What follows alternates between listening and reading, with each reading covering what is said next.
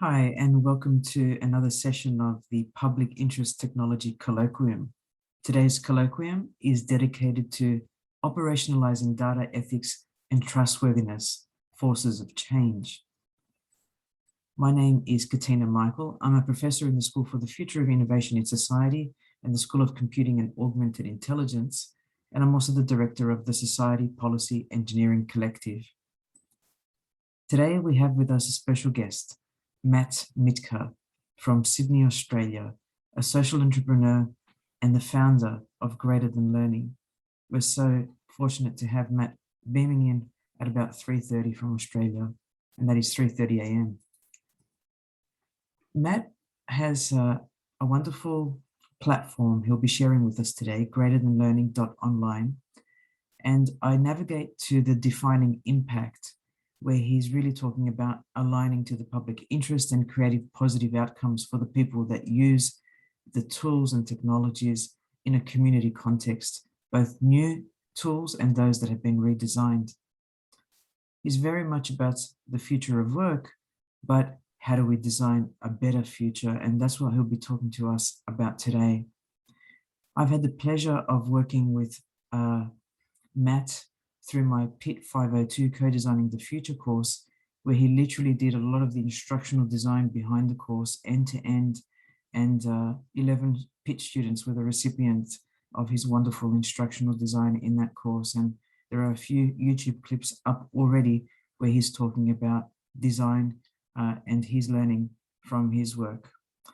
Matt, there's so much more I could say about you, but I know you're going to introduce yourself as well as we go on, but welcome formally, and thank you so much for your time. Thanks, Katina, for the wonderful introduction.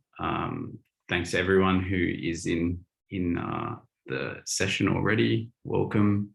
I'll do a short acknowledgement to country, just to start off before I share my screen and get into some of the details.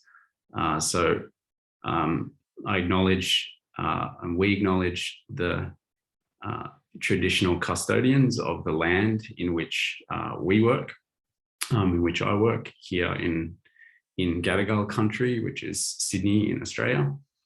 So acknowledging the Indigenous peoples past and present, as well as acknowledging the Indigenous people whose lives have been disrupted and continue to be disrupted due to the internet infrastructure and all this digital infrastructure that we rely upon for work in our modern society.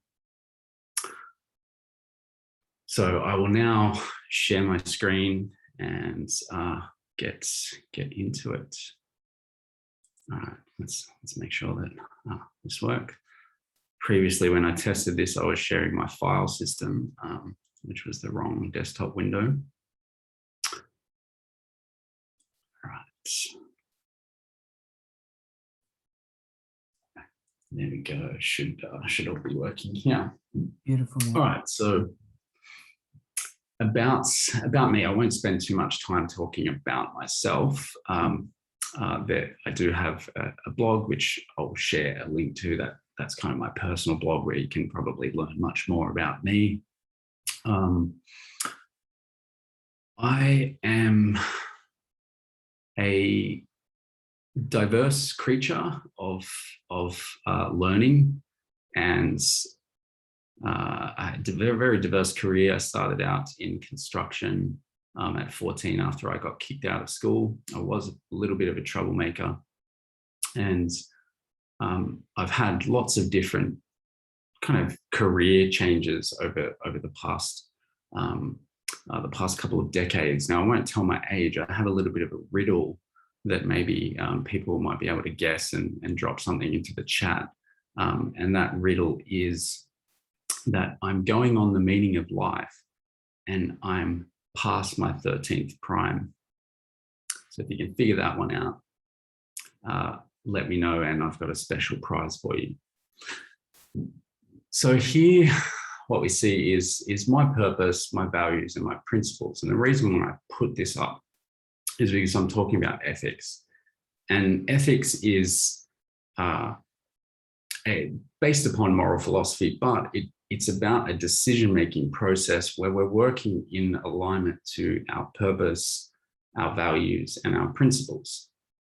And you'll probably see in some of the work that I've done and some of the things that I'll talk about where this purpose, my values, and my principles kind of come out in the work that I do. So I'm just going to talk a little bit about maybe some of the intellectual origins of the work that I do.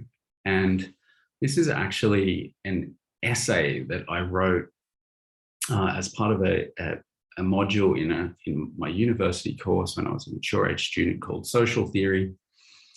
And this essay was actually on looking at the systematic collection of data, personal data, people's data, data about people, and the mechanisms in which are used to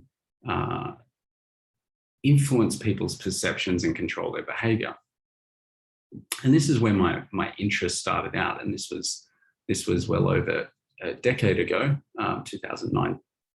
And what we see here is just my lecturer and tutor's comments at the end of my essay.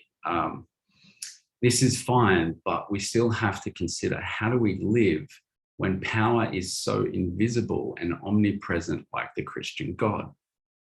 And for those that are maybe familiar with some social theorists, Foucault, a famous French philosopher, he wrote lots of amazing books, very interesting but very dense.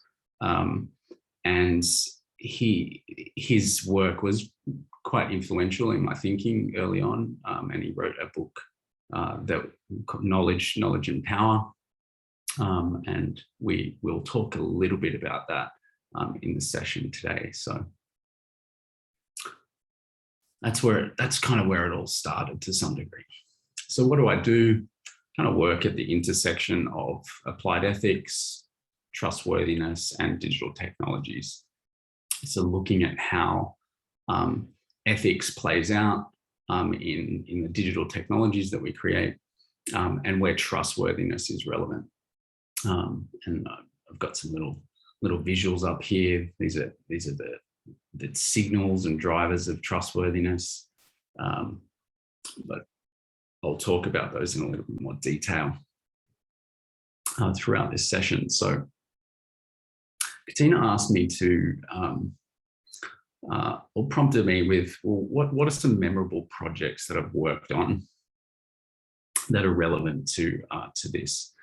So I've worked on lots of different projects, and this was actually a great exercise. It was like, wow, I could talk about so many different things here. What are the ones that are going to be relevant? And so early on in this kind of journey, I worked on a privacy-centric personal data wallet, which was built, the functional prototype was built on BitSync, which is BitTorrent's kind of distributed and decentralized cloud sharing system. That didn't go anywhere. It was a little bit of a side project at the time, and it was very early in that kind of that problem space's maturation. So it didn't really go anywhere, but it definitely was memorable. I learned a lot about networks and peer-to-peer systems and personal data and privacy and things like that during that period. I've worked on big research projects. So this one was called A Day in the Life of Data. And this was looking at the day in the life of the average Australian, which is a bit of a pigeonholing of people, but the average Australian as they're interacting with network connected devices, and what are the types of data collection activities that take place. This was done with the Consumer Policy Research Centre here in Australia. And that was really interesting. I can share some links if people are interested after that, if they want to go into that detail. Some other ones that are a little bit more recent, working with the data standards body here in Australia on a national data sharing framework called the Consumer Data Right. And as part of the work that I'd done with my former business partner, Nathan Kinch, we had a systematic framework and toolkit to design more trustworthy data sharing experiences that became kind of our theme. And the data standards body had got us into firstly design some foundational ways to go about designing for consent-based data sharing experiences. So we developed a design system. So consistency in the different research streams could be used. So people could use consistent design patterns for that, as well as metrics that were really important to it. And those metrics are here's comprehension, time to comprehension, and the propensity for people to willingly share their data. I then led one of the research streams on consent management and revocation, which is where people are able to manage all the different consents with different parties that they have and go about how do they go about revoking them. So that was a whole bunch of research, about 40 different research participants, and it was a mix of hybrid methodology of outcome-focused usability with simulated contextual inquiry. So that was a really memorable project. It went on to influence all the standards and guidelines for that particular national framework that we have here in Australia. And then another one that's a little bit more relevant to the talk today, and that's on it was a very complex transformation project done with Autodesk, looking at how to operationalize their data ethics principles that they've developed.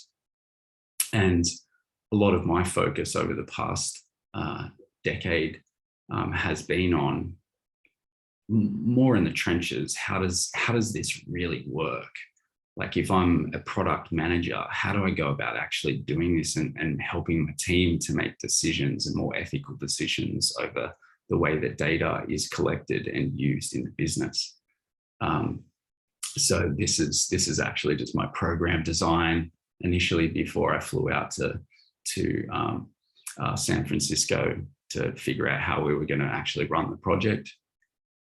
Again, not going to talk about the detail there because there would be a lot to unpack. So what is data ethics? Starting with definitions, I guess, is quite important, so that we make sure that we're talking about something that is defined. And this is a very big definition from, I guess, the godfather of information ethics and data ethics, Luciano Floridi, and this is from the Royal Society.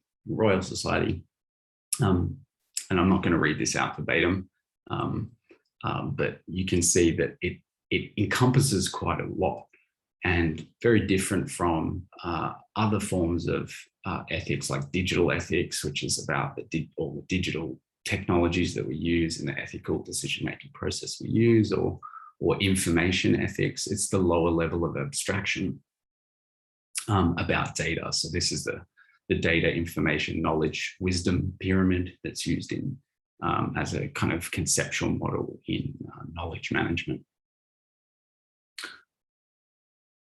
So this talk is going to focus on operationalizing data ethics and some of the forces of change. I'll talk a little bit about those forces and what is influencing progress and what is hindering progress to move organizations towards behaviors that are more about embedded decision-making within their everyday workflows. So I'll just switch over to another one here, and I'll make sure that I'm zooming in so that everyone can see it. So this is going to be high level because there is a lot of detail that I could go into. This is based upon a tool that that I built upon, which is called the switching formula. And I developed a canvas to support using this formula.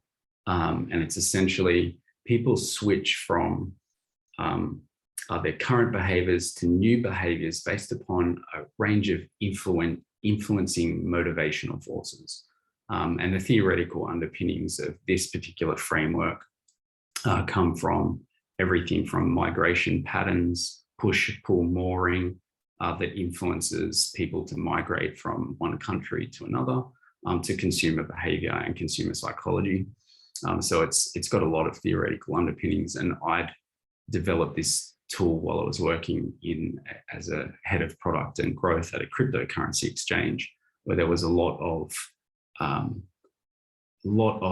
people having to switch from how they currently invest their money, where they spend their money, and even where they store their cryptocurrency, where it was looking at how do we get people to control their own keys to their wallets, so that they're in control of their assets. So that's some of, I guess, the background to this tool that I'll use to frame some of this. So firstly, we'll look at what are the existing behaviors that we currently see within organizations, and this is based on all my experience. So it's not just purely Matt's opinion. And then we'll look at some of the new behaviors that are kind of needed, and we'll talk a little bit about these different forces that are influencing the change. So some of the existing forces that are quite prevalent today, these existing behaviors that we see. So data ethics is essentially, it's not really prioritized a lot. It's talked about a lot, but moving from high-level feel-good principles to actually the practices that are necessary tend to be absent. It's seen as an afterthought, so it's reactive rather than proactive.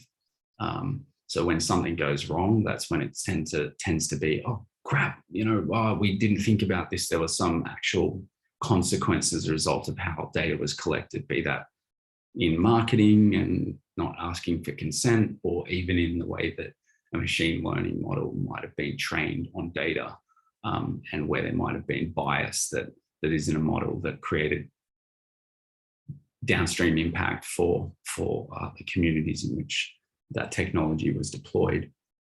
And organizations, individuals within organizations, they're not thinking very deeply about these issues.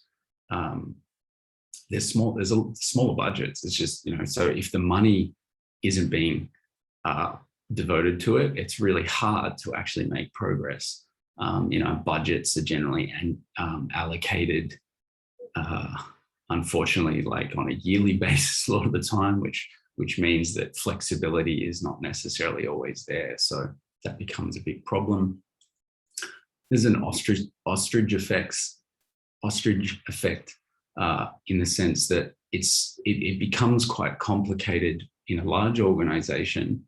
And because it's quite complicated, people just stick their head in the sand, and they don't want to actually deal with it because of that complexity. And you can't always solve for complexity. You need to learn to embrace it, but that becomes quite a challenging prospect. Data socialization, so having data flowing across the organization is a necessary part. So there's poor practices involved with that, and there's also just poor data management and data governance across a lot of businesses. So there's a lot of siloing between different functions in a business. As a result of a lot of this as well, there's kind of erring on the side of caution.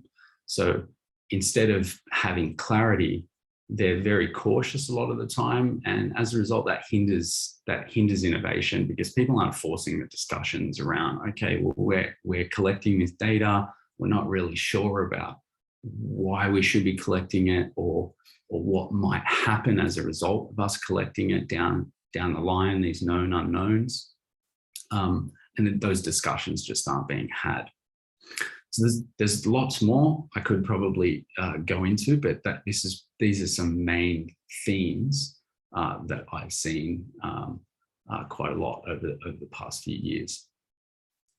So what are the new behaviors? If we were to get an organization to be doing this and having this part of their everyday practices and going through a transformation, because it is quite a transformation for organizations to move from principles and values to actual practices.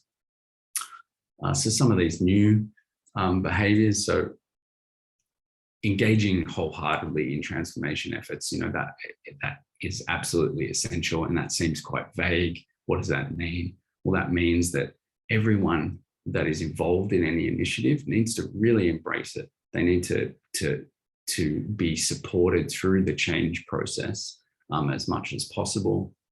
And this one's quite significant, and I think this is one of the linchpin issues. So real psychological safety, people feeling that they can actually talk up and speak about some of these concerns that they might have in how data is being used in digital products and services. And there's much more recognition of this now than there has been in the past, although it's still very hard to bring about. Harnessing existing tools and validating them. So there's a lot of different tools, be that like in data science with command line tools or algorithmic auditing tools, or even tools that provide lenses up front to help people think about how data can be used and what other consequences, both positive and negative, of some of those uses of data. And I'll talk about some of those tools later on. It needs to be made part of everyday workflows in products, cross-functional teams, in marketing, in operations. So it needs to be embedded in the everyday workflows of people in these businesses. And that takes a lot of time, particularly when you've got a business that's complicated and so for instance, Autodesk had over 100 products. They had lots of different complexity in their business. So there was an acknowledgement that this is just going to take a long time to start bringing this into everyday workflows. Engaging stakeholders. This is a really important one. And what do we mean by stakeholders? So stakeholders is everything from, absolutely your customers, the communities in which you operate and the customers in which you serve, but also your employees across the business. It might also even be civil society, privacy advocates, data protection regulators. So there's lots of different stakeholders that can be brought in into the ethical decision-making process and build bodies of evidence that can support ongoing decision-making as well as kind of collective learning. There needs to be much more learning, social learning in particular, in an organization to understand the nuance, because ethics is very contextual. It's related to the values, the purpose of an organization. It's also related to the values of people within the communities in which they serve, and also where law might influence it as well. And I'll talk a little bit about the over-reliance on legal departments to make ethical decisions, which is another challenge as well. Just acknowledging, being humble, that you have a limited understanding of all the complexity of some of these issues that come up, and courageous action at scale. So people need to demonstrate this both at the top and at the bottom across the organizational stack, to be bold and courageous and compassionate in how they're approaching this, because it's it's a learning process that they have to go through. So there's some of the new behaviors. So what's pushing organizations at the moment? So pushing in the sense that these are the things that they want to move away from, as well as the things that are in their environment, their market environment, that are influencing them. So we have a lot of legislative forces that are influencing it, be that privacy legislation and data protection legislation, as well as national data sharing frameworks. I think in the US, one of the executive orders from Biden is about giving people more control, and it was even part of Andrew Yang, his kind of election campaign, for instance, where he was talking about personal data sovereignty and giving people the ability to monetize their data, which is probably not the right approach, but I'm not going to dive into that one. The technology is moving fast, and there's more ethical alternatives now available. So it's becoming a little bit easier for organizations to start moving in this direction, and that's something that pushes them.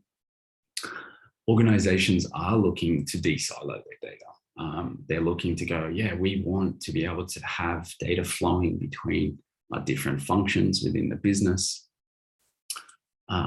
There's a desire for more contextual understanding of customers. So this idea that we want a 360-degree view of our customers is something that is pushing them, and customers are kind of demanding that they have a little bit more control, which is also something that I'll talk about it as a pull, something pulling organizations as well. The lack of clarity that people within organizations have. So these high-level principles, it's like, oh, we want to work on net benefit as a principle and ensure that the maximum amount of benefit is created for the maximum number of people within our kind of the communities in which we serve. That's a very utilitarian principle, but that might be a principle, but that principle is not enough. And that recognition is a push towards these new behaviors. Younger hires in markets. So this is a really interesting one where people coming up as professionals looking to get hired by technology firms or bigger firms, they're considerate of these things. So they're actually demanding that these organizations kind of have a stance, at the very least, on things related to the ethical use of data, as well as current team members. They're kind of pushing for that as well. I think we've seen a lot of this in the technology sector, particularly in the US, with be that Google or Salesforce or even Facebook, which is probably not the best example of a company that uses data ethically, but employees are kind of demanding this. So that's kind of pushing organizations a lot to transform. And team members they want to learn more about it.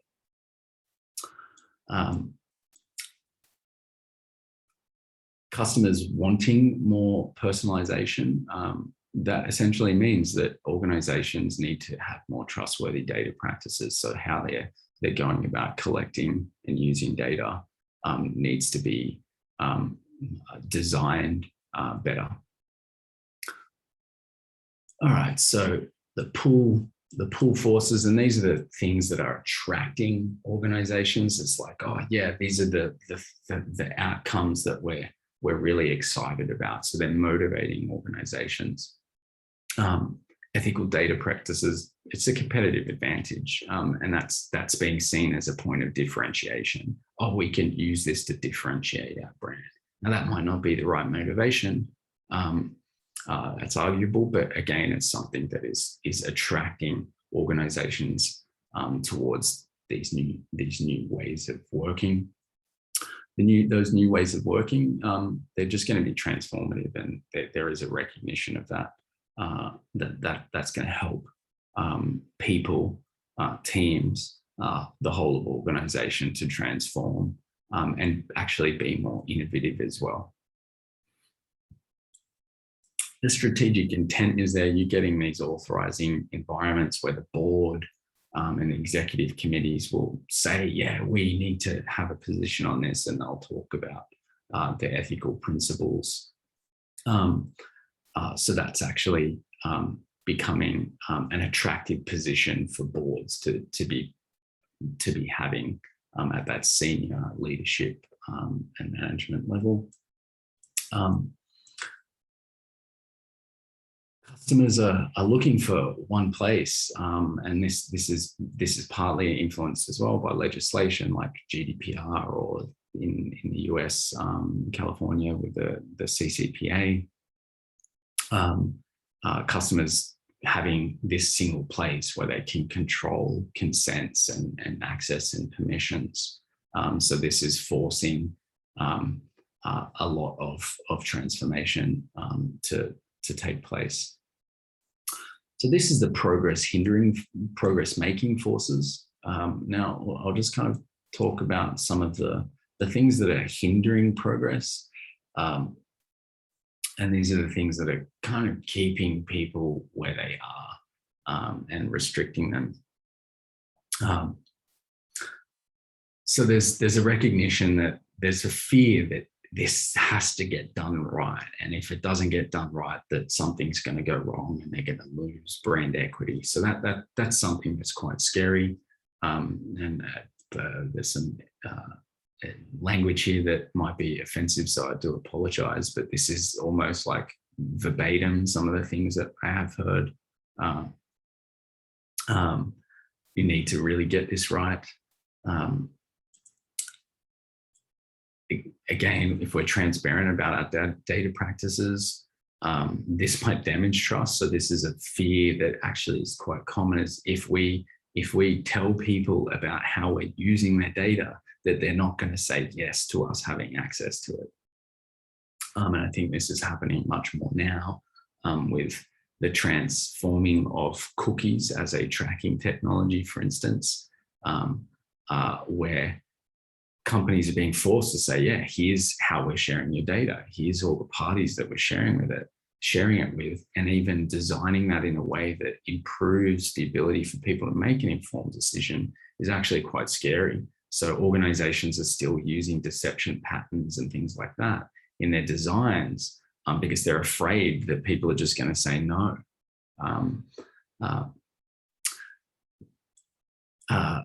There's just a lot of doubt and skepticism that the challenges can be overcome, and that's understandable. It is quite complicated.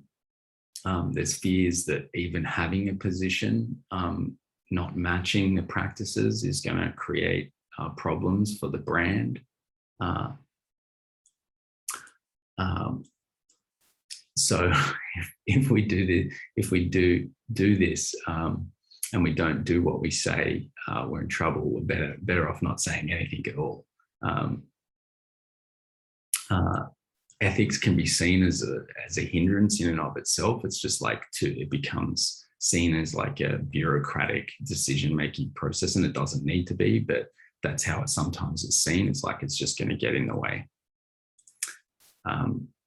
They're not having hard conversations. They're afraid to talk about the trade-offs that get made between maximizing shareholder value and being customer-centric, which is this tension in a lot of businesses where, as a publicly listed company, for instance, the directors are legally obligated. They have a fiduciary responsibility to maximize shareholder value and dividends in the work that they do. And that sometimes comes into conflict with being, focusing on the customer and giving customers agency, particularly of the data.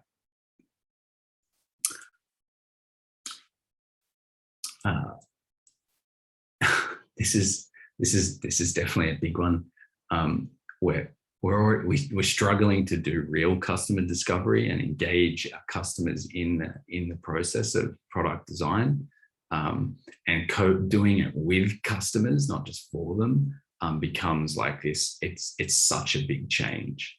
in the mindset, in the skill sets and toolkits and ways of working. So that's a big hindrance. All right. So that's some of the anxieties. Now, what's some of the behaviors that are just where people are just like, we're going to stay where we are. These are allegiance to the current behaviors. There's no unethical behavior here, and these are kind of captured as like statements that are the sentiment of all the different things that I've heard in my experience. We already have an ethics code or an ethical code of conduct that's sufficient for us to be ethical. No, it's not, but that's the position that gets taken a lot of the time. The old guard, so older people in, and this is not a, hey boomer, you're wrong type perspective, but people that are very set in their ways, they just want to continue doing the things the way that they are. They're not willing to change, and they're kind of quite comfortable just plodding along, and particularly if they have quite a valuable business model and there's no real major incentives for them to change.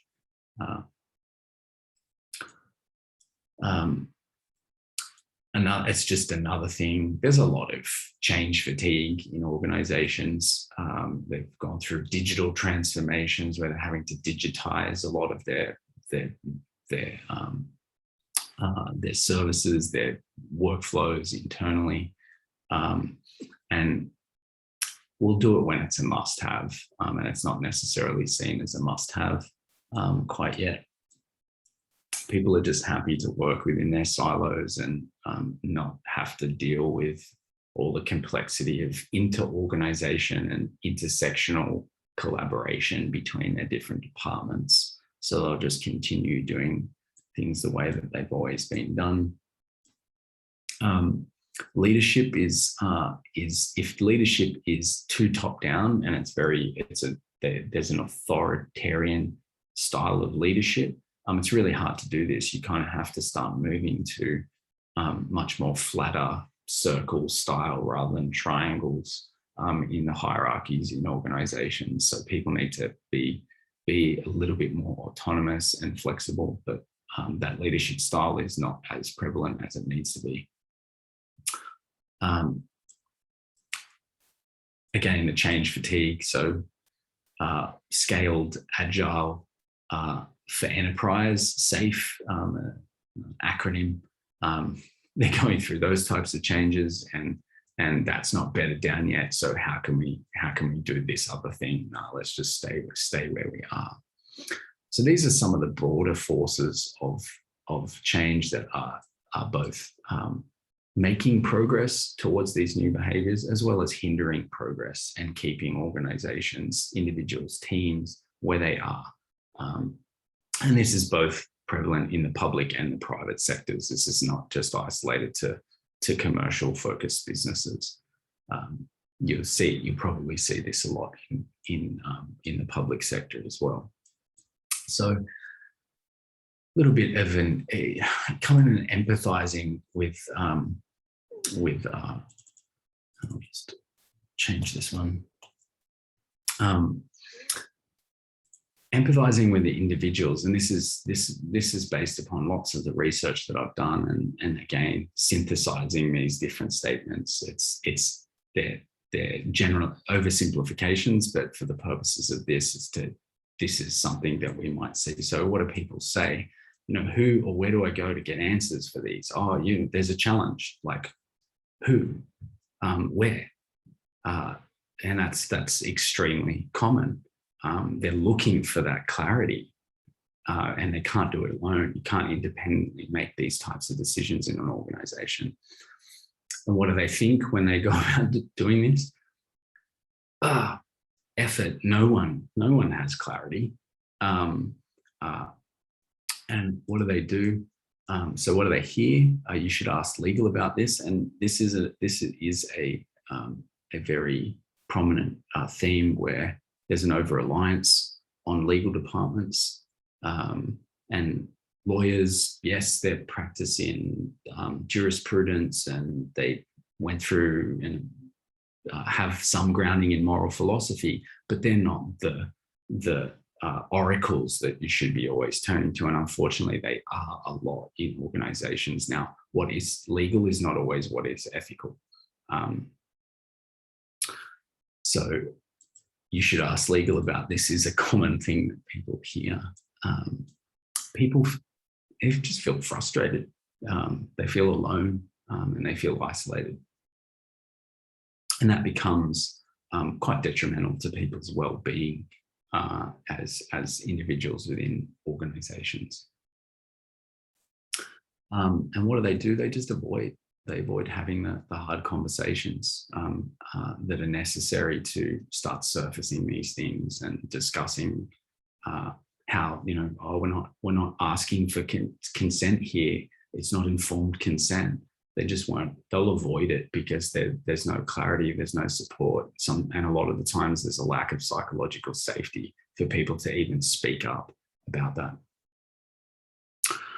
So empathizing with the people within organizations, the humans that are in these decision-making contexts is really important. So how do we go about alleviating that? And I'll talk about this just quickly using, this is like an operating system that can help to operationalize data ethics and even just ethics in general in a business. And it was designed to interface with agile workflows and modern product development workflows quite a lot. So what we have, I'll just kind of, before I go into the complexity of this diagram, and I probably won't be able to go into all of it, but I'll just talk about some of the functions and what's the objective of this. So this is a consistent set of operational processes to support individuals, teams in deciding, documenting, and verifying that their data processing activities that they're undertaking are socially preferable.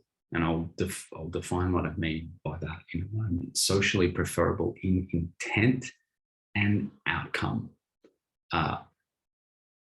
bringing about empirical evidence to support the best choice, best possible choice. Now, it's not the right choice, it's the best possible choice in a highly collaborative, coordinated, and participatory manner. So there's key functions. There's a backlog of ethics issues where ethical issues around collection, use of data can be surfaced. And that's really important, that there's a place where they can live, they can be groomed, they can be understood, they can be discussed, they can be surfaced and prioritized. There's a decision log, and this is a central place, and I'll give some examples of this. There's a central place where decisions, where trade-offs get made, are surfaced.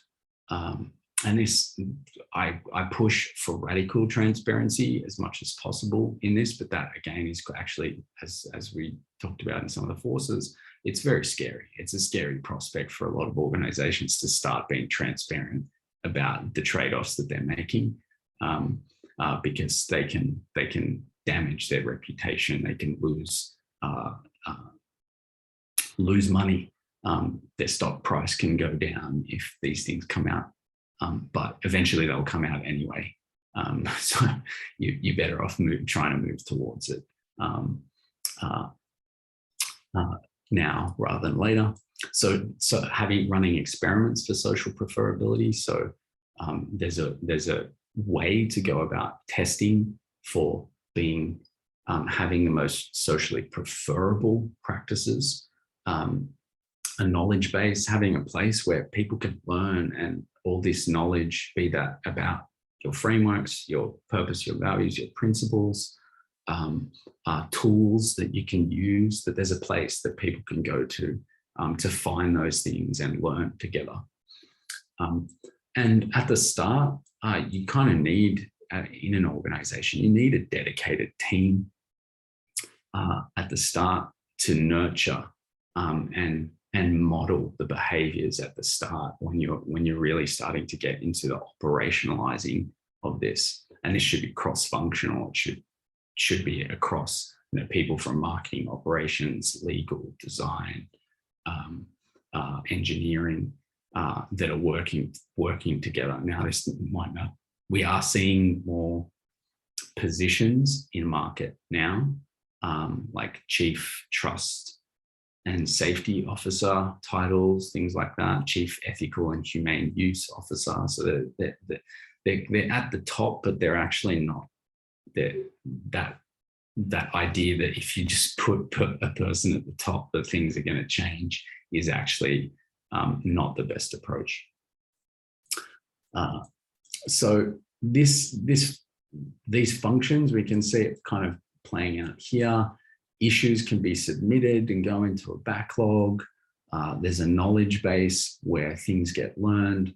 And I'll just quickly talk through a scenario, and then I'll jump into like some examples of how we've gone about applying this approach in the social learning platform that I've built. So let's say there's a scenario. I'm a financial services company, and we're wanting to collect transactional data and use it in a way that we haven't done before. So I would go to the knowledge base. I would find a tool. Let's say it's a tool called consequence scanning, and consequence scanning is a way to scan your environment. It's a upfront proactive approach to look at all the different consequences, both negative and positive, that might be influenced from using this transactional data in this new way. They run a workshop internally. They might ideally bring in customers into that process. That would be the ideal. And they come out of that and they're either going to get clarity on how to move forward, or they're not. And more often than not, they're unlikely to get clarity to be able to make a decision. So if they do, they just log that decision. That decision gets put into the decision log. And I'll talk about that and how you can be transparent with that in a moment. If they don't, they assess it against their principles further. They're either going to get clarity or not. If they do, again, the decision gets logged. If they don't, there's an issue that gets submitted to the backlog where the team that is responsible for leading this can actually do a more thorough assessment. When that gets groomed, it moves to decisions, consistent decisions as part of that core team. Now you can have committees, and there's a lot of discussion around having committees with this. We've got our ethics committee. There's a lot of challenges with that when you have committees that are brought in, how they're incentivized. And we saw this a lot even with data protection officers, with GDPR as a requirement, having a person responsible. They're sometimes scared of even raising these issues because if their job is on the line, they're probably not going to force the discussion. So some level of autonomy and independence is really crucial for these things to work well. So the social preferability experiments, and I'm just going to jump down a little bit to here. So what do we mean by social preferability? So if you think about this simply on a scale, we have what is socially unacceptable. So these are the things that are like, no, we should not be using this transactional data in this way. This is going to, in this training, this new model, this is going to lead to loans being denied for people that are already underprivileged and amplifying existing social disadvantage. So no, we're not going to do this. So socially unacceptable. It's acceptable. So this is kind of where a lot of organizations will sit. This is what we can get away with a lot of the time, which is unfortunately the reality. And socially preferable, this is the upper bounds. This is almost like this is the ideal outcome. This is our ideal intent. Now, you might think of this as idealistic or utopic, but absolutely it is. You should be aiming for that. Doesn't mean that you're going to get there. I mean, utopia essentially means no place. So it's impossible, but you should be aiming for it regardless. So when you're testing for social preferability, there's lots of different ways to go about doing this, but there's lots of simple ways to do it as well that I probably don't have time to jump into methodologies and things like that. But what we're aiming for is the most socially preferable options. So if you run experiments, what we're trying to do is, so we define those experiments, you're bringing in a lot of cross-functional people into this. And ideally, you bring in external stakeholders, you bring in customers, you bring in regulators. So looking at these different drivers of trustworthiness, there's inclusion there. You're trying to include your communities that might be impacted by this decision. You're trying to act with integrity, fairness, and respect. So you run those experiments that can be done, light touch, clickable prototypes, basic A/B testing on prototypes with different cohorts. Level of rigor will vary based on resources and maturity of the organization, but these things can be done reasonably simply. When you get results, you've tested your hypotheses, you log the decisions, you update your knowledge base, and people can learn. You're never going to get it right. And this is one of the challenges that we're trying to always get it right. And there's no right. There's just better. So what I'll do is I'll just talk a little bit about how we've used this in the learning platform. And the learning platforms, this is a social learning platform, and I'll just jump over to this for a moment. We have these forces that are influencing. This is a pretty wicked problem that I've been interested in trying to solve in some way. And what we see is there's an intent to action gap. We call this the ethical intent to action gap. So there's ethical intent a lot of the time. There's stated intent, but the action, the follow through is missing. And inside this gap varies a lot, but for the most part, it's pretty gaping in large organizations. This is some research that was done by at MIT, the Sloan School of Management, and an organization called Culture X, where they were looking at the stated values of companies. And this is kind of Fortune 500 companies, so it was very isolated to the US, but there was essentially no correlation between the stated values and actually what the employees internally in the organization said the companies actually did. So this is an indication that there's a big gap between what they say, what organizations say they will do, and what they actually do. And this is a problem. This creates problems for those organizations. It creates problems for the communities in which they serve. It creates problems for society. So at the moment, it is absolutely too hard to do this well. And I'll talk a little bit about this BJ Fogg's model before I wrap up, because I know I'm about to run over time. So the learning platform is essentially designed to kind of close this ethical intention to action gap. How do we go about doing this? How do we help people learn? How do we help them start tiny and have those tiny steps compound over time to catalyze change.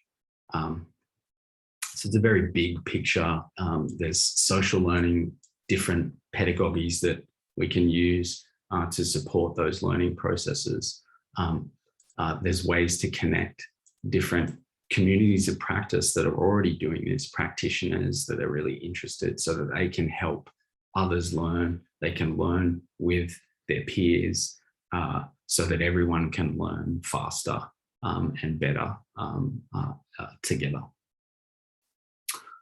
So what I'll do is I'll just I'll look at something like disclosure. So we've got a kind of toolkit to help design disclosures, legal disclosures like privacy policies, privacy notices, data protection notices, terms and conditions in ways that are much more easier to engage with.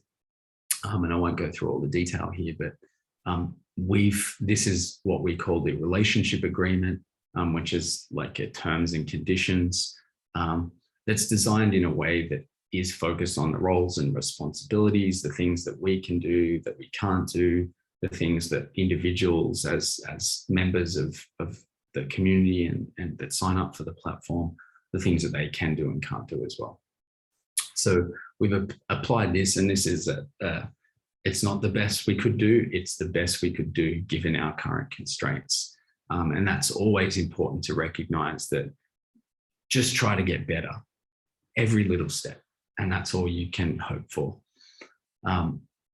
Then on the decision, this is the decision log, and this is a publicly available decision log, and I'll just kind of look at this in our footer IA.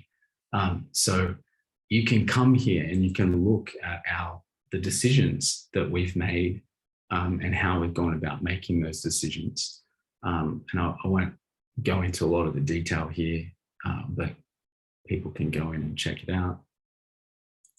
And this is using a tool called Confluence. Some people might be familiar. Atlassian. Atlassian's tools are used by a large portion of the biggest companies in the world. So there's probably some easy ways for them to get started on this. So look at the key decision log here. It's using existing templates as well within their system. So, as you can see, and I'll talk about some lessons learned. So our MVP stack, like the trade-offs that we made on our architecture, how we're going to try and innovate, where we're going to trade off, like the information is here for people to see. Now, not everyone's going to want to engage with this level of detail, but we're being transparent. We're trying to be open, and the decisions that get made can be publicly published so that there's a record of it. You can even actually go in here and see the edit history and things like that. So that level of transparency is what you should aim for, but there's going to be various appetites for organizations. So how do we get started if we're a smaller organization doing this? And I'll just kind of talk about this with the behavioral model, which is developed by BJ Fogg in his work at the Stanford Persuasive Technology Lab, starting out in the 90s, which is now, I think, called the Behavioral Design Lab, which is still part of Stanford. And this is a simple model to understand behavior, where behavior equals motivation, ability, and a prompt at the same time. So when behavior happens, when sufficient motivation, sufficient ability, and an effective prompt are all there at the same time in that context. So motivation fluctuates a lot. We shouldn't rely upon people's motivation being consistent, because there's a lot of fluctuation. People are motivated by lots of different things: belonging, pleasure, pain. There's kind of different influences for motivation. And then there's ability. And ability is a function of lots of different things: my time, my skills, my resources. What do I have available to be able to engage in this behavior? It might not be the right time. I might not have the energy to do this rigorous privacy impact assessment right now. So sometimes it becomes too difficult. So what we're aiming for is we're trying to, and there's different types of prompts, and I'm not going to explain all this, but we're trying to make it as easy as possible for people to get started. So you don't have to rely upon high motivation. People can do things when they're not very motivated. And we get started here, and then you progressively move your way up to be able to rely upon things that are much harder to do. So as you can see, there's a bit of a trade-off between ability and motivation. If we're prompting people when they're really motivated and something's just really hard to do, they're just going to get frustrated because they still can't do it. Down here, when people are not very motivated at all, and it's still quite easy to do, and you're prompting them, they're going to get very annoyed. So there's different parts to this. Now, why does this matter here? So if we're talking about getting started, I'll just talk about an ethical techniques and tools directory that we created, which is a publicly available set of directory of tools. So you can get started with very simple things, and I'll just ethical litmus tests. And this is just a great resource that just gives you a set of prompting questions. And I'll just give you an example here. Now, anyone can do this. This is like asking these simple questions. Do I benefit disproportionately from this collection of data? Like just asking that question. This helps you to think proactively about how you're using data. Jump forward 50 years, did this age well? Is this a zero-sum game? So is there always going to be a winner, or can we have something positive sum? So these prompting questions are easy ways to start thinking about it up front. And this is a start. You're not going to get things right, but at least you're going to start bringing this into your practices early on in your process, and even retrospectively reviewing existing products and services that you use. So that's a little bit about the platform. We've incorporated this into the whole of our platform. We've got courses, short courses for people to get started on some of these things that are all currently freely available. So the idea that people need to have structured learning, but also the social learning where they're learning with their peers, they're learning through conversation, they're learning through mirroring and modeling behavior. And that's a incremental set of step changes that can take place. And our community of practice is currently going through that themselves as practitioners. So that's a little bit about platform. I'll stop now. Hopefully there was enough that prompted a whole bunch of questions. And if someone's got an answer to my riddle that I put at the start, please let me know, and we'll wrap it up there. So you can probably stop recording now, Katina.